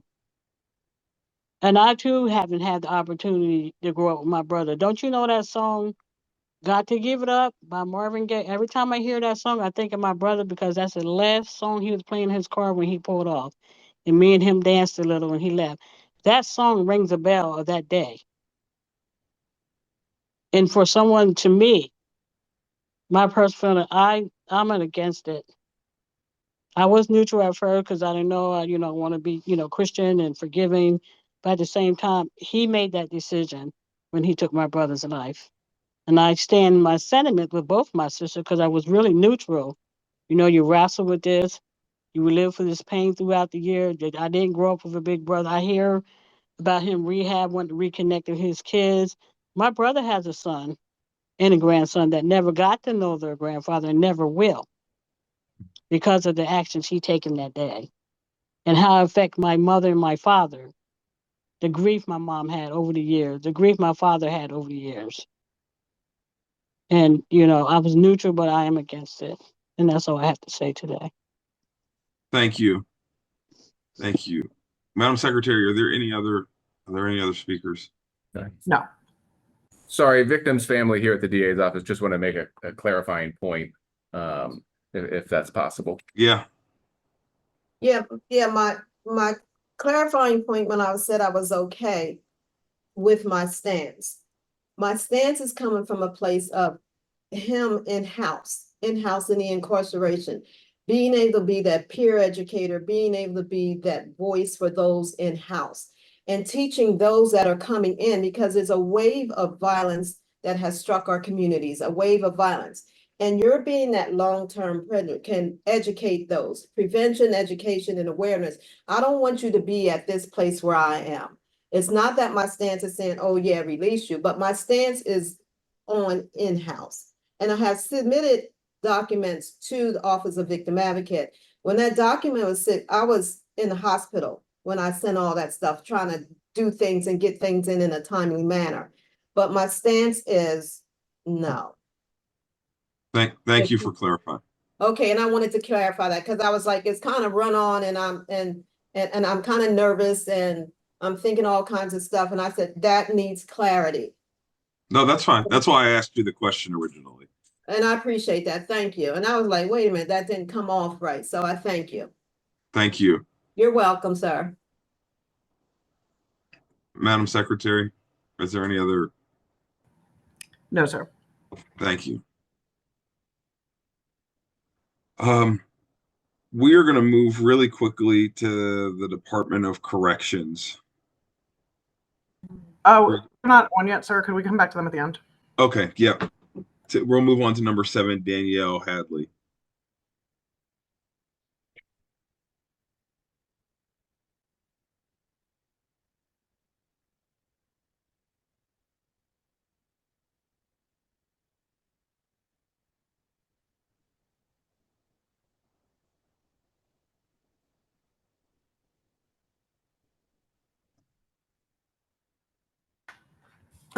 We'll be admitting the SCI and also Miss Hadley's aunt, a friend and her spiritual advisor who are supporters of her. Okay. Well, let's start with Cynthia. Okay, I'm ready. Tell me when. Right now, so we're good to hear your statement. Okay. Greetings, members of the Pennsylvania Board of Pardons. I am Cynthia Garvin Parks. I have had the privilege of being a friend of Danielle Hadley for over 20 years. I met Danielle when I was assigned to be her sister, friend, mentor through a Christian prison ministry connecting women of faith with incarcerated sisters. I can just about recall the first time I met Danielle. Even though it was my first time entering a prison, the ease at which we connected can only be attributed to the work of God, who was knitting our hearts together from the beginning. Of course, sharing the Lord Jesus Christ and offering hope to replace despair and the disconnect from loved ones was always paramount. But our woman-to-woman chants about likes and hobbies and families helped me soon realize that Danielle and I were more alike than different. I look forward to our in-person visits, which were many, and we always maintain correspondence through the years. Danielle welcomed receiving Bible studies and devotional literature. She talked openly about her feelings and conflicts, readily receiving insight from the Word of God. As our relationship grew, Danielle asked me to be her spiritual advisor. Through the years, Danielle has kept me updated on the many ways she has worked to transform her life. Her transformative work has not only been outwardly conforming to the system, but her greater work has been on the inside. It is at the heart level that she was learning what God's word says about repentance, his forgiveness, and the process of growing in Christ in the inner being. It is at the heart level that anchors a person to live a fruitful life as God designed. Through the years, she has kept me updated on courses she has taken, programs involved in, participation in counseling, maintained various work duties, all while maintaining her connection with her family, especially her mother, as you know, passed 2 weeks ago. I've witnessed her growth journey for 2 decades. As a sister, friend, and mentor, I celebrate her life and her strength. Her desire to live outside of incarceration has been yoked with doing the work to be welcomed back to society. Through the years, I've never witnessed Danielle dwelling in despair. Certainly there have been moments, low moments, but she has always been resolved that God was with her. Danielle will always have my full support and the support of my husband, Ronald Parks, who is the pastor of our church. We have both grown to know Danielle well. Last year, Ronald joined me in an in-person visit, and it was a joyful in-person. In my season of life as a retiree, I am available to commit myself in any way possible to assist Danielle. I see our established relationship continuing through. Planning consistent meeting times for one-on-one Bible study, encouragement, accountability talks in our home or in her place of relocation, extending a welcome to our church community, extending a welcome to a weekly women's Bible study that I attend from September to April, where she could gather to study the Word of God with women, supporting her through adjusting through life outside of incarceration. Many things have changed over the decades, offering emotional support as she navigates life, culture, neighborhoods, relationships. Things have changed. Assisting her with biblical counsel for areas that may pose a challenge, interpersonal relationships, adjusting to culture, and like me, adapting to aging. Provide support through stages of grief as she processes the passing of her devoted mother. As we know, with grief, it will ebb and flow through her mind and heart for years to come. Assisting her to learn activities of daily living anew, forms of transportation, sorting through employment or volunteer opportunities, including activities that promote a healthy life, exercise appropriate to her current health, nutritional choices, activities for mind and body wellness, creating times for things that we have both discussed enjoying over the years. We both have a mutual enjoyment of being creative through knitting, crocheting, cross-stitching. My academic background as an educator for 39 years, and my Christian counseling background and skills acquired through church ministries and my overall experiences as a 66-year-old woman has much to continue to share with Danielle when she is given the opportunity to return to society.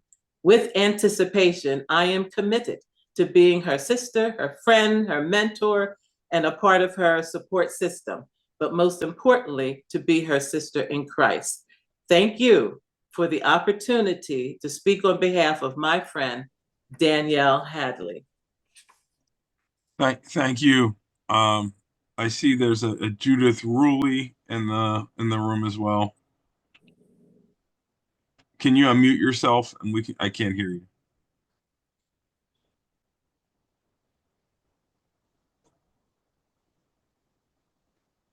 Did it.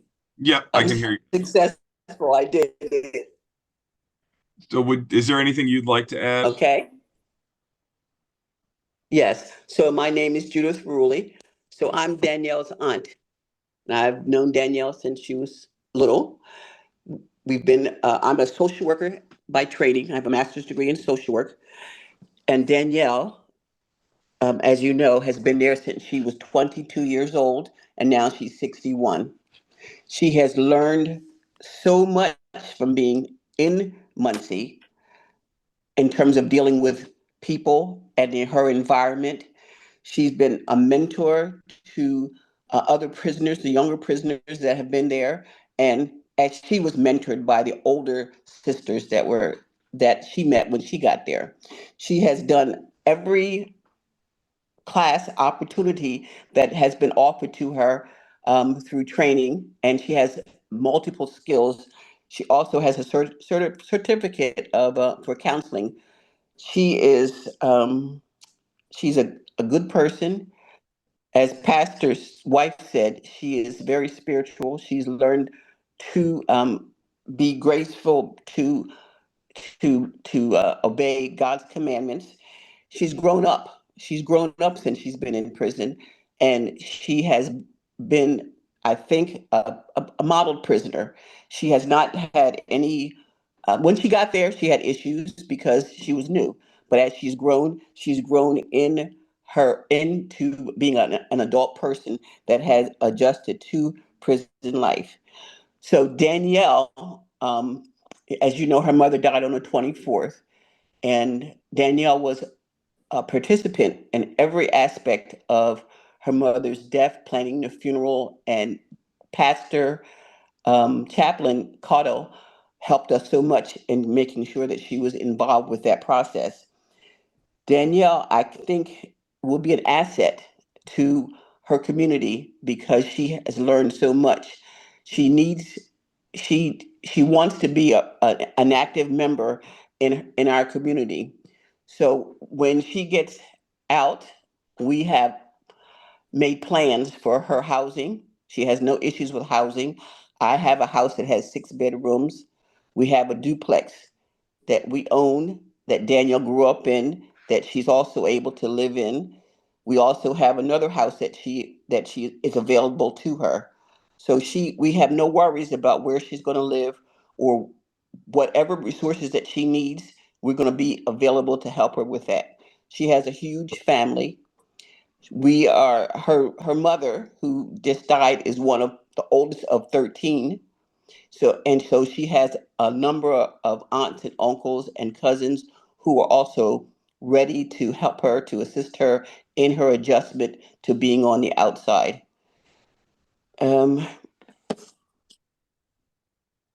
We also are very concerned because she has had a number of medical issues.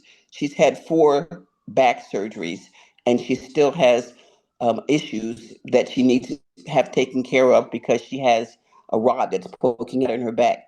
So one of our priorities once she gets out is to make sure she gets connected to an appropriate medical facility to get that straightened out so that she can participate in daily activities. Because as I don't know if you know this now, but she has to have somebody push her about in a wheelchair because she can't walk but so far. I think that's all I have to say. Thank you. Thank you so much for being here today. Ms. Carter, do you have something that you would like to say? I need you to unmute yourself. I can't hear you.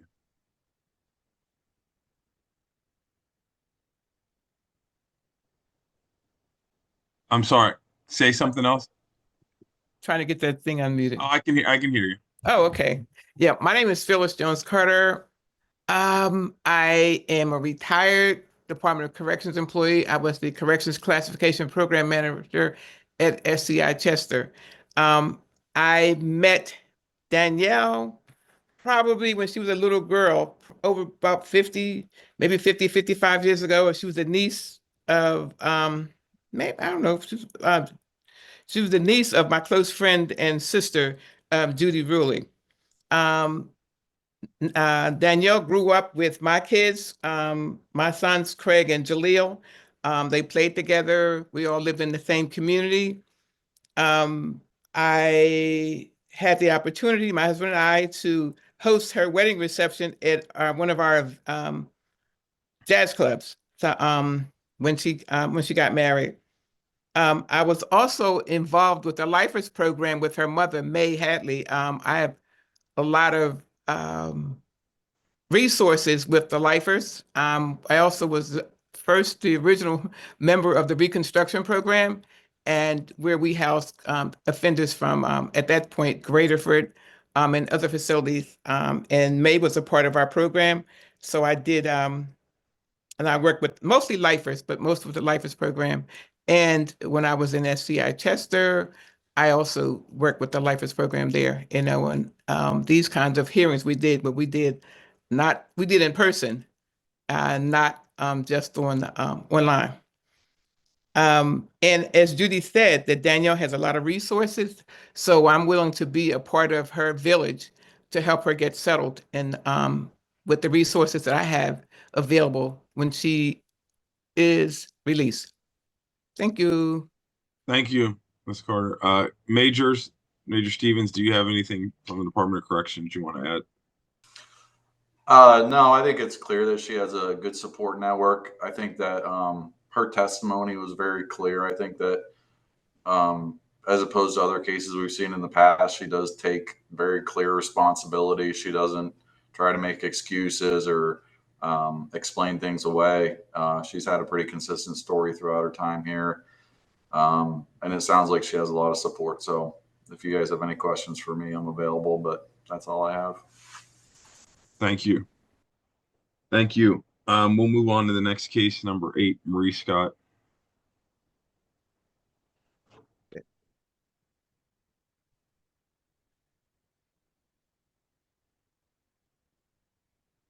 He's next in line.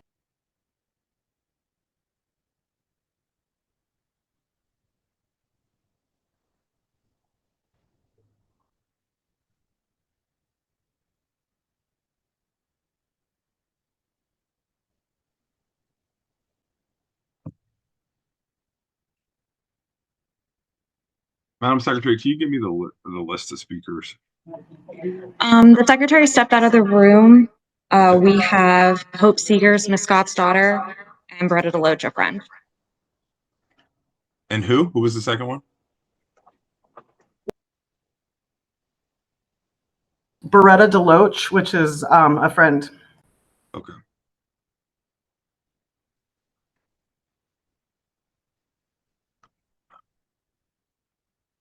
Well, I think we could start with Hope Seeger if she's on. Is she the Zoom user? Yes. Great. If you can unmute yourself and turn your camera on, we'll get started.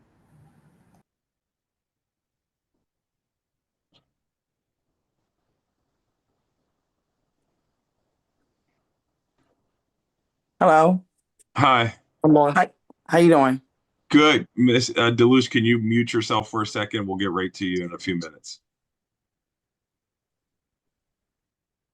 Miss Sager, if you're prepared for a statement, you can proceed. Okay. Hello. I'm a little nervous. So Take your, to the huh? take your time. Okay. To the Honorable Parole Board, my name is Hope. I am Marie Scott's daughter. I am respectfully asking that you grant my mother, Marie Scott, the opportunity to come home.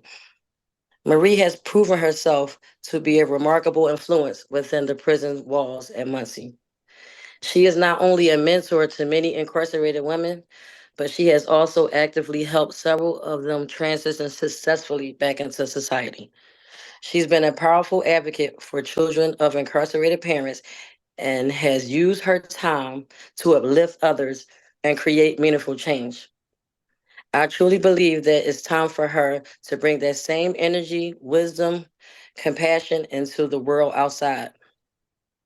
If given a chance, my mother can continue being a mentor and guide she's become inside, but now for people in our communities who need support before making life-altering decisions.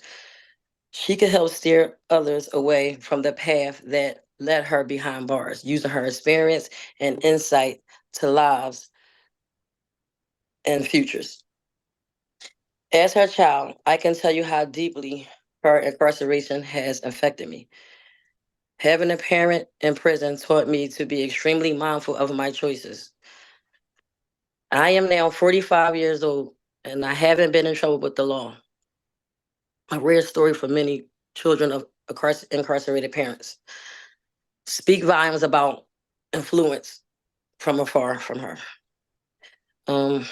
What I long for now is a chance to build a real relationship with my mom. I never had the chance to experience life with her outside of a prison visit. I want to know her as a free woman, to share time, memories, and purpose together. We plan to work side by side with youth who are dealing with the pain that I know all too well. I believe her presence in my life and in the community will create change for the better. If she is granted parole, I will be there for her every step of the way. She will have a stable home, ongoing support, and every resource she needs to reintegrate and thrive. With the love of her family behind her, I know she will continue making a difference, this time in freedom. Please consider giving my mother a second chance she has earned. Thank you. Thank you for being here. Ms. Deloche, if you have a statement to make, we're happy to hear it now. Hi. I was a friend of Marie Scott, also a Sully. I've seen Marie thrive through the walls, how she grown through the years of her being there. I seen her guide me as my mentor in the right path. You know, she would be a great access to the community. She had wrote in plays on bullying when people was bullying people. She has wrote a codependency book that she has shared with the outside. I know she would be a great access to the community because she wants to work with kids. She wants to show them that they, you know, every action has a reaction. Actions plus behaviors equals consequences. This is what she wants to do and show them through her experience what she had been taken away from. I feel like I ask you, can you please grant her commutation so she can come back to her loved ones and her friends. She helped so many people in jail get their GEDs, help them be humble, show them the right ropes. I'm speaking as my own self because she has helped me. I was in jail incarcerated for 14 and a half years and Marie has helped me. She's been my mentor in there and out here. She supports me even though she's still in jail, you know, and I support her back. And I know I'm going to be a great part of her support system out here on the streets. I ask you, can you please give her the chance to show y'all who she really is now, what she became. You know, she helped so many others. And, you know, now she wants to put it in perspective to show y'all if y'all grant her the second chance to be out here. Thank you.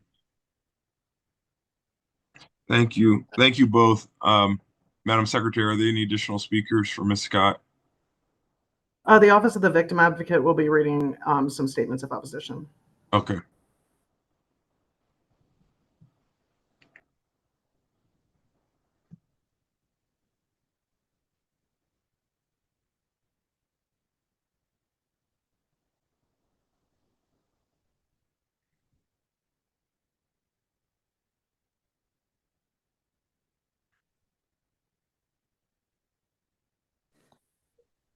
Ellie, if you're ready, we're ready to hear you. I'm ready. I've got two statements to read. The first is from Doreen Burgess, who's the daughter of the deceased victim, Michael Kerrigan. I've read the transcripts from the trial, and not once did she apologize. She blamed everything on her co-defendant. I have 3 sons who my father never got to meet. He would have been a wonderful grandfather. Why should she be allowed to be released to spend time with her grandchild when my father never even got to meet his grandchildren? As far as I'm concerned, she should stay where she is. The other statement is from Angela Kerrigan Hightower, the granddaughter of deceased victim. To whom it may concern, my name is Angela Kerrigan Hightower. I was 6 months old when my grandfather was taken from me. He was taken from me for less than $100. They had his money and they had the money from the safe. Marie Scott and her accomplice decided after my grandfather, Michael Kerrigan, cooperated with them and gave them his money that they were going to kill him anyway. Marie Scott was asked, "What should we do with him?" And she said, "Kill him because he could recognize them." Her co-defendant, Leroy Saxton, may not have pulled the trigger if it wasn't for her telling him to shoot him. A few years later, I was adopted by Michael Kerrigan's wife, Florence Kerrigan, my grandmother, who became my mother, and my grandfather would have become my father. He loved his family and he loved me. I was the only grandchild he ever got to hold. Let me tell you, me and my siblings did not have it easy. We were rebellious and some of us turned to drugs and alcohol, but we never killed anybody. I can probably say we're all clean and sober to this day without committing a crime. Some of us didn't finish high school until later on in life, some of us not at all. As to where I'm sympathetic is that she has cancer.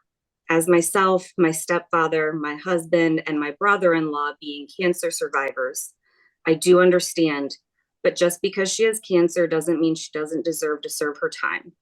Cancer is not a get out of jail free card. She had no compassion for Michael Kerrigan, my grandfather, so I have no compassion for her in my eyes. She doesn't deserve a pardon or compassion because until the day I die, I have to live every day with the fact that my grandfather was murdered for nothing. What's most sickening to me is that she had made a statement saying she stares at his picture every day and regrets it. I only have one picture, which is from my christening 2 months before he was taken from us. I don't regret my decision. I stand by her life sentence in prison. I have 3 children and 3 stepchildren that will never get to meet this wonderful man. Yes, I had an amazing stepfather who stepped in to raise some kids that weren't his, but he should not have had to do that. My grandfather's life should not have been taken at such a young age with 7 children under the age of 16 at home to raise. He was at that gas station to put food on the table for us. So I beg you, do not vote yes to give her a pardon, but rather think of those kids who were at home while she gave the command to kill their father. To this day, she has not apologized or admitted to her part. She always blames her co-defendant and drugs. Drugs are not an excuse to commit murder. Thank you so much for your time, and please take my family into consideration when you make your decision about Marie Scott. Sincerely, Angela Kerrigan Hightower. Thank you. Superintendent Franz, do you have any comments that you'd like to make? I had already spoke earlier. Like I said, SCI Muncie supports Ms. Scott for parole or for commutation due to the fact of the clear changes that she's made since she's been incarcerated. We had talked earlier this morning about the challenges that she had initially, how she's overcome them in order to then put herself in a position to give back to the community that is SCI Muncie. She's hoping to get that opportunity to give back to the community outside of the prison walls, and SCI Muncie supports her in that. Thank you. Thank you. Counselor, do you have anything you want to add before we move on? Thank you. I'll just note that while it's true, Miss Scott is 71 years old. She's currently battling stage 2 breast cancer. I'll note that she's accepted responsibility for her role in the murder while she is serving a life without parole sentence for second-degree murder. I'll just note that her co-defendant, who's the shooter, has since been released on parole, but I want to note that Ms. Scott has accepted through her actions in prison and demonstrated her transformation. Like it was mentioned earlier, she is like a mother to so many people who are inside prison. She is a peer assistant and mentor. She's written extensively about restorative justice. She's written screenplays about stopping bullying. She's written curriculum on codependency that's used at SCI Muncie. And she has the support of so many people that if this board were to grant a commutation, who would support her upon her release. Not just community leaders, but also community members who would be there and who would be eager to support her. So I would end with that, and thank you. Thank you. Could I ask one question, Governor? Yeah. Ma'am, you said that she wrote materials that have been used for education at SCI Muncie. Yes, I believe we submitted them to the board. It's a curriculum on codependency. It was attached to a letter. When did she write those? I believe it was maybe about 10 years ago. It might be a bit longer than that, but I could certainly get the exact date. Okay. All right. Thank you. Thank you. With that, we're going to jump back to the Department of Corrections. We did not hear a statement from them on Mr. Charles. I'd like to give them the opportunity to do that.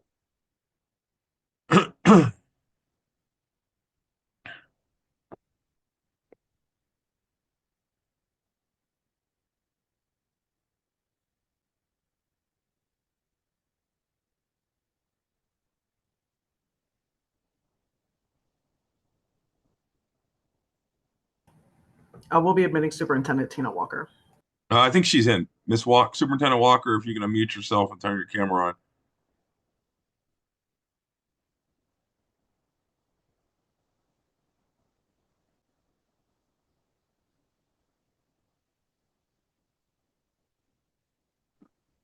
Can you hear me? Yes. I'm sorry. That's all right. Can you hear me? Yes, I'm out of town. I'm sorry, sir. That's okay. I just wanted to give you an opportunity to make a statement on Mr. Charles.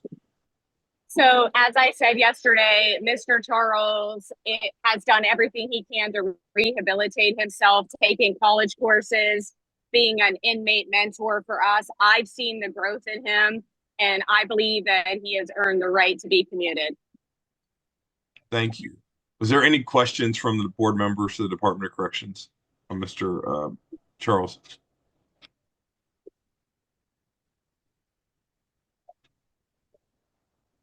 All right, hearing none. Well, thank you, Superintendent. Appreciate you logging back in.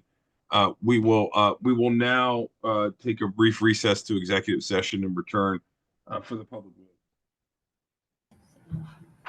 If the board members could just give us 1 second to clear the room.